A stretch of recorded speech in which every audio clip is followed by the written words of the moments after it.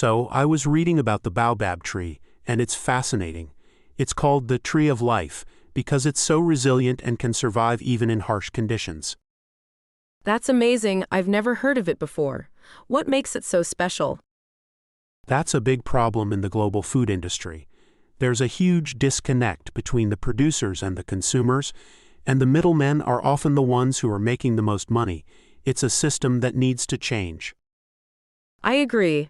It's not fair that the people who are working so hard to grow and harvest these products are the ones who are struggling the most. We need to find a way to make sure that they're getting a fair share of the profits. I think it's important to support companies that are committed to fair trade practices and that are paying their workers a living wage. We can also try to educate ourselves about the origins of the food we eat and make conscious choices about what we buy. That's a great idea. I'm going to start paying more attention to the labels on my food and looking for products that are ethically sourced. I think it's important to support companies that are doing the right thing. I think it's also important to raise awareness about these issues.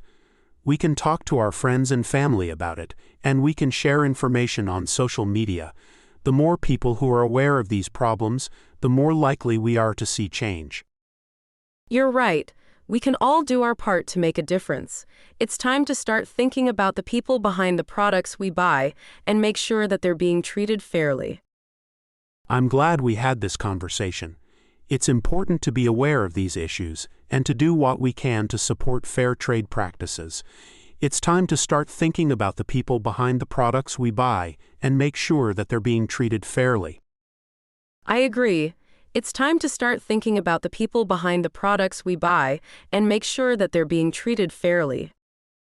Well, it's native to Africa and can grow to be incredibly large, with a trunk that can be over 40 feet in circumference. It's also drought-resistant and can live for thousands of years. Wow, that's incredible. I can't imagine a tree that old. So, what's the fruit like? The fruit is quite large, about the size of a grapefruit, and has a hard shell. It's full of vitamins and minerals, and it's becoming increasingly popular as a natural health food. That's interesting. I've never seen it in stores here. Is it available in the US?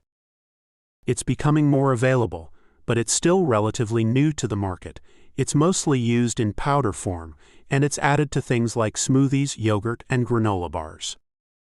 That sounds delicious. I'd love to try it. But I read that the people who pick the fruit in Africa aren't making much money from it. Is that true? Unfortunately, that's the case. The global market for baobab products is growing, but the profits aren't trickling down to the people who are actually harvesting the fruit. They're often paid very low wages, and they're struggling to make ends meet. That's so sad. It seems like the people who are benefiting the most from this are the companies that are selling the products, not the people who are actually producing them.